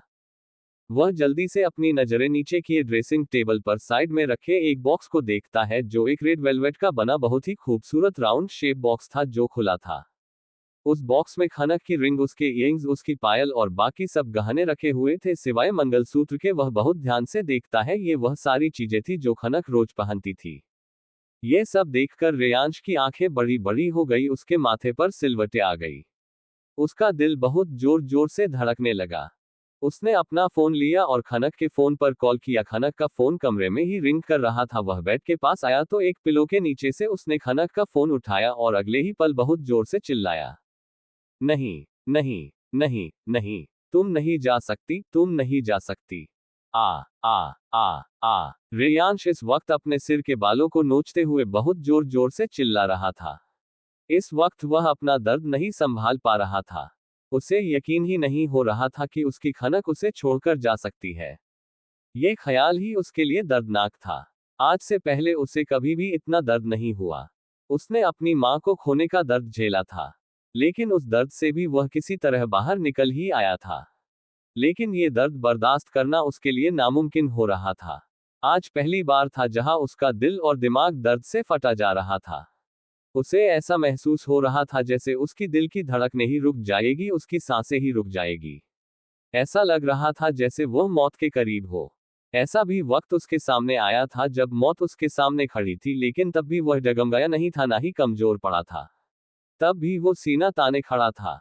लेकिन लाइफ में पहली बार ये वक्त आया जिसमें वह कमजोर पड़ रहा था। उसे डर लग रहा था। उसकी आंखों से आंसू बह निकले थे। उसकी नीली आंखें लाल हो चुकी थी। आंखों में आंसू थे, लेकिन उसका चेहरा इस वक्त गुस्से और दर्द से भरा था। वह इस वक्त किसी टूटे हुए आशिक की तरह दिख रहा था। अगर कोई इस वक्त इस हाल में उसे देख ले तो यकीन ही ना कर पाए कि ये दी रेयांश सिंघानिया है जिससे पूरी दुनिया डरती है। ये वही माफिया किंग है जो अपनी ताकत से हर किसी को अपने सामने झुकने पे मजबूर कर देता है। आज एक मामूली सी लड़की ने उसे अपने पीछे इस कदर पागल कर दिया है।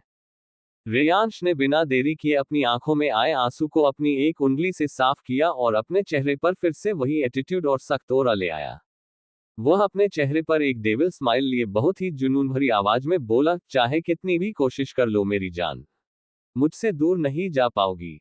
ये कहते हुए वह किसी साइको की तरह लग रहा था। बिना देरी किए वह नीचे हॉल में आते हुए बहुत ही तेज आवाज में चिल्लाया, अतुल, अतुल, अभी के अभी विला के सारे गेट्स बंद करवाओ, कोई भी विला से बाहर ना जा पाए, चाहे वह घर का फैमिली मेंबर ही क्यों ना हो। अतुल, जो इस वक्त रेडी हुए पहले ही हॉल में बैठा हुआ था, अपने बॉस की इतनी गुस्से भरी आवाज सुनकर चौंक गया। उसने इमरजेंसी को ध्यान में रखते हुए तुरंत ही विला के हेड सिक्योरिटी गार्ड्स को ऑर्डर दे दिए और विला के सारे एग्जिट पॉइंट को सील करवा दिया। अब सभी एग्जिट पॉइंट्स के सीसीटीवी फुटेजेस को अतुल ने हॉल में बने एक बहुत बड़े टीवी पर ऑन कर दिया। लेकिन सुबह के फुटेज में कुछ भी नहीं दिखा तो वह रात के फुटेज को फॉरवर्ड करके देखने लगे। तभी करीब रात के 1:45 का पीछे के साइड बने एग्जिट गेट का फुटेज दिखा जिसमें खनक की सारी करामत और उसके बाहर भागने की सारी तरकीब दिख गई। उसने बाहर भागने के चक्कर में एक गार्ड को घायल किया था, ये भी दिख गया। ये देखकर अतुल का मुंह खुला का खुला रह गया। सुबह का वक्त था तो घर के सारे मेंबर इस वक्त अपने कमरे में थे और रेयांश ने इस वक्त लगभग सभी को उनके कमरे में ही बंद करवा दिया था, इसलिए इस बात का अंदाजा लगभग किसी को नहीं था। रेयांश ने जब खनक को इस तरह देखा उसका चेहरा एक पल के लिए डार्क हो गया, उसके चेहरे पर गुस्सा उतर आया, लेकिन उसकी ट्रिक्स को देखकर ना जाने क्यों उसके चेहरे पर ना दिखने वाली स्माइल आ गई।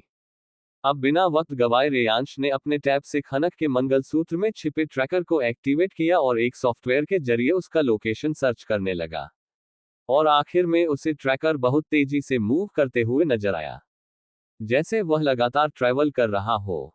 फाइनली लोकेशन डिटेक्ट हो चुका था, जिसे देखकर अतुल तुरंत रेयांश से बोला, बॉस रोनी इस वक्त उसी शहर में है, मैं उसे इन्फॉर्म कर देता हूँ, वह संभाल लेगा। रेयांश अपनी नजर अतुल की तरफ करते हुए अपनी सख्त आवाज में उसे ठीक से समझाना कि उसे क्या करना है। अतुल अपने बॉस के कहने का मतलब समझ गया और हाँ बोलकर वो जल्दी से रोनी को कांटेक्ट करता है। रोनी का पूरा नाम रोहन खन्ना, वह एक प्राइवेट डिटेक्टिव है जिसकी एजेंसी की ब्रांचेस पूरे देश में फैली हुई है और वह रेयांश का पर्सनल डिटेक्टिव एजेंट भी है।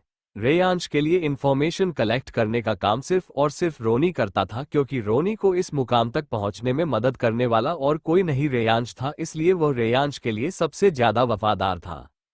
अब तक सभी लोग अपने अपने काम पर लग गए थे। घर के सभी मेंबर्स को सिर्फ यही बताया गया था कि एक इमरजेंसी की वजह से विला में सिक्योरिटी चेक हो रहा है। किसी को भी खनक के गायब होने की खबर नहीं लगने दी थी सिवाय मोक्ष के, और अब तक शिवांश भी शिमला से आ चुका था। आज रात ही पार्टी होने की वजह से मोक्ष शिवांश के साथ मिलकर पार्टी की तैयारी और बाकी सब संभाल रहा था। मोक्ष ने घर में सबको यही बताया था कि रेयांश खनक को लेकर बाहर गया है, किसी जरूरी काम से दोनों वक्त रहते वापस आ जाएंगे। लेकिन रोनित जी को कहीं ना कहीं यह बात हजम नहीं हो रही थी। वो पता लगाने की कोशिश तो कर रहे थे, लेकिन मजाल है जो घर के किसी भी नौकर या गार्ड्स की इतनी हिम्मत थी कि वह ये बात किसी को बताए या आपस में भी इस बात की चर्चा करे। रेयांश और अतुल इस वक्त सिंघानिया विला के रूफटॉप पर थे जहां हेलीपैड बनाया गया था। कुछ ही देर में एक के बाद एक 3 चोपर वहां से निकले। पहले चोपर में अतुल और रेयांश और बाकी के 2 में रेयांश के सबसे बेस्ट गार्ड्स थे। वहीं दिल्ली से करीब 300 किलोमीटर दूर कालका शहर के पास हाईवे पर एक वोल्वो अपनी रफ्तार से जा रही थी। तभी एक साथ करीब 20 स्कोडा कार्स बहुत ही तेजी से उस वोल्वो के आसपास चलने लगी। तभी एक बहुत ही एक्सपेंसिव व्हाइट कलर की कार बहुत ही तेजी से उस वोल्वो के आगे से निकली और कुछ दूरी पर अचानक ही खड़ी हो गई। उस वोल्वो के ड्राइवर ने डर से ब्रेक लगाया और वोल्वो कुछ आगे जाकर खड़ी हो गई। दरअसल इस हाईवे पर ट्रैफिक बहुत कम होता था, मुश्किल से 1 या 2 गाड़ी निकलती होगी। ऊपर से पहले ही इस हाईवे को सील कर दिया था, इसलिए इस वक्त उस वोल्वो के अलावा और कोई दूसरी गाड़ियां आसपास नहीं दिख रही थी। जैसे ही वो वोल्वो खड़ी हुई कि तुरंत ही सभी स्कोडा कार्स में से बहुत सारे हथियारबंद आदमी निकले जिन्होंने ब्लैक कलर के कपड़े पहने थे जो किसी कमांडो की तरह लग रहे थे। सभी पूरी वोल्वो को घेर कर खड़े हो गए। इस वक्त वोल्वो में बैठे सभी पैसेंजर इतने सारे कमांडो को इस तरह पूरी बस को घेर कर खड़े देख डर गए थे। सभी डर के मारे बिना कुछ बोले चुपचाप अपनी जगह पर सिमटे हुए बैठे थे। तभी उस व्हाइट कार में से एक आदमी निकला जिसकी हाइट 5 फुट 8 इंच थी, रंग गोरा, 6 पैक्स एब्स और perfect body, French beard, sharp nose और सिर पर पोनीटेल बांधी हुई थी। उसने blue jeans, white T shirt और ब्लैक लेदर जैकेट, पैरों में स्पोर्ट शूज और आंखों पर एक्सपेंसिव ब्लैक ग्लासेस पहने हुए था। वो बड़ी ही एटीट्यूड से अपने कार से बाहर आया और अपनी कमर के पीछे से एक गन निकालकर अपने लंबे कदमों से बस में चढ़ा और ड्राइवर के सिर पर गन तानकर बड़े ही एटीट्यूड से बोला, चुपचाप नीचे आओ, किसी को भी कुछ नहीं होगा, लेकिन तब तक जब तक तुम हमारी बात मानोगे। ड्राइवर डरते हुए बोला, कौन हो तुम लोग, हमें जाने दो, क्या चाहते हो हमसे? वो आदमी बोला, जिसे हम ढूंढ रहे हमें वो मिल जाए, उसके बाद सबको जाने देंगे, लेकिन अभी के लिए तुम चलो। ड्राइवर डर के मारे बस से नीचे उतर गया। उसे अपनी जान भी प्यारी थी और बेचारे ने पहली बार गन देखी थी। अब वह आदमी बस के अंदर आया और साथ में कुछ गार्ड्स अपने हथियारों के साथ आए। उस आदमी ने सभी से अपनी ऊंची आवाज में बोला, तुम सब अपने अपने घर जा पाओगे, लेकिन तब जब सभी कोऑपरेट करोगे। तुम लोगों को फिलहाल चुपचाप बिना किसी चूचा के बैठे रहना है, किसी को कुछ नहीं होगा, लेकिन अगर किसी ने भी अपनी आवाज निकाली तो वह अपनी गन दिखाते हुए धमकाने के लहजे में बोला, इसकी सारी गोलियां उसकी खोपड़ी में उतर जाएगी। अब सभी के सभी यह धमकी सुनकर चुपचाप अपनी जगह पर बिना आवाज किए लपक कर बैठे रहे। करीब 1 घंटे बाद वहां 3 एसयूवी कार्स और एक मर्सिडीज बेंज कार आकर रुकती है। तीनों एसयूवी कार्स से एक एक करके सारे बॉडीगार्ड्स बाहर निकलकर अपनी अपनी पोजीशन में खड़े हो जाते हैं। तभी मर्सिडीज बेंज के पैसेंजर सीट का दरवाजा खुला और उसमें से अतुल बाहर निकाला। अतुल बाहर निकलकर पीछे का डोर खोलता है, जिसमें से रेयांश अपनी आंखों पर अपने एक्सपेंसिव ग्लासेस चढ़ाते हुए बड़े ही एटीट्यूड से बाहर निकला। तभी वह आदमी जो अब तक बस में खड़ा था वह अपने गार्ड्स को वहीं रहने का ऑर्डर देकर भागते हुए बाहर आया और जल्दी से अतुल और रेयांश के सामने खड़ा हो गया। वो उनके सामने अपना सिर झुकाए बोला, बॉस, आपने जिस ट्रैकर को लोकेट करने के लिए बोला था उसका सिग्नल इसी बस में है। आपके कहने के मुताबिक हमने सिर्फ बस को रोक रखा है, कोई भी बाहर नहीं निकला है सिवाय इस ड्राइवर के। कहते हुए उसने उस ड्राइवर को अपने आदमियों से कहकर उसके सामने खड़ा कर दिया। रेयांश ने एटीट्यूड से अपने सिर को हाँ में हिलाया और वह बस की तरफ चला गया। उसने अतुल और रोनी को वहीं रुकने को बोला और बस में खड़े बाकी के सभी गार्ड्स को भी बाहर निकलने का ऑर्डर दे दिया। रेयांश के जाते ही रोनी थोड़ा रिलैक्स होकर बोला, अतुल, बॉस का ऐसा कौन सा दुश्मन है जिसे बॉस खुद अपने हाथों से पकड़ना चाहते हैं? अगर उन्होंने बोला होता तो हम खुद उसे दिल्ली ले आते, उन्हें यहां तक आने की जरूरत ही नहीं पड़ती। अतुल को ये सुनकर हंसी आ गई। वो हल्का सा मुस्कुराते हुए बोला, अच्छा हुआ कि तूने ये सब बॉस के सामने नहीं बोला, वरना आज तो तेरी खोपड़ी ही उड़ जाती। रोनी हैरान होते हुए बोला, क्या मतलब, मैं समझा नहीं। तभी अतुल बोला, कुछ देर रुक जा, खुद ही समझ जाएगा। अब रोनी क्यूरियोसिटी से बस की तरफ देखने लगा। वहीं रेयांश बस के अंदर किसी राजा की तरह एंटर करता है, जिसकी पर्सनैलिटी और ऑरा देखकर ही बस के अंदर बैठे सभी लोग हैरानी से आंखें फाड़े रेयांश को देख रहे थे। रेयांश सभी को इग्नोर करके आखिरी वाली सीट पर जाता है, जहां लास्ट में एक लड़की अकेली ही बैठी थी, जिसने अपने आप को पूरी तरह से अपने दुपट्टे और शॉल से खुद को कवर कर रखा था। अपना चेहरा भी पूरी तरह कवर करके रखा था, जिसकी सिर्फ आंखें दिख रही थी। रेयांश सीधा जाकर उस लड़की की बगल वाली सीट पर बैठ जाता है और अपने चेहरे पर एक डेविल स्माइल लिए बोला, मिसेज रेयांश सिंघानिया, आप पकड़ी गई, अब खुद को छुपाने का कोई फायदा नहीं है। वहां बैठे सारे पैसेंजर हैरानी से उन दोनों को देखने लगे। सभी बहुत ही ज्यादा शॉक थे, उन्हें अंदाजा ही नहीं था कि उनके बीच इस नॉर्मल सी वोल्वो बस में इतने अमीर आदमी की बीवी सफर कर रही थी। रेयांश को अपने सामने देखकर अब खनक की आंखों में आंसू आ गए। उसका पूरा बदन डर से कांपने लगा। उसने डरते हुए अपने चेहरे से दुपट्टा हटा दिया। अब जाकर रेयांश की जान में जान आई, जब उसकी जान उसके सामने थी, उसके पास थी। खनक के मुंह से इस वक्त एक लफ्ज भी नहीं निकल रहा था। उसे लगा अब उसकी जान पक्का जाने वाली है। वह अपनी आंसू भरी आवाज से कुछ बोलने ही वाली थी कि एक ही झटके में वह ऊपर उठ गई। इस वक्त रेयांश ने उसे अपने कंधे पर उठाया हुआ था। वह तेजी से कुछ ही पल में बस से बाहर निकल आया। अब तक खनक शॉक्ड में थी। जैसे ही वो लोग बाहर आए, खनक तुरंत होश में आए और जोर जोर से चीखने लगी, प्लीज प्लीज मुझे जाने दीजिए, छोड़ दीजिए, गलती हो गई मुझसे, माफ कर दीजिए। खनक लगातार चिल्लाते हुए बार बार यही बोला रही थी, लेकिन रेयांश को कोई फर्क नहीं पड़ रहा था। वह सीधे अपनी कार की तरफ बढ़ रहा था। यह नज़ारा देखकर रोनी के होश उड़े हुए थे। वो एकटक अपने बॉस को देख रहा था, जो अपने कंधे पर एक मासूम सी सिंपल सी लड़की को उठाकर ले जा रहे थे। उसका मुंह खुला का खुला रह गया, जिसे देखकर अतुल उसका मुंह बंद करते हुए बोला, मुंह बंद कर वरना मक्खी घुस जाएगी।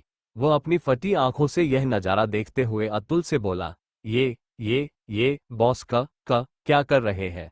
वो लड़की 58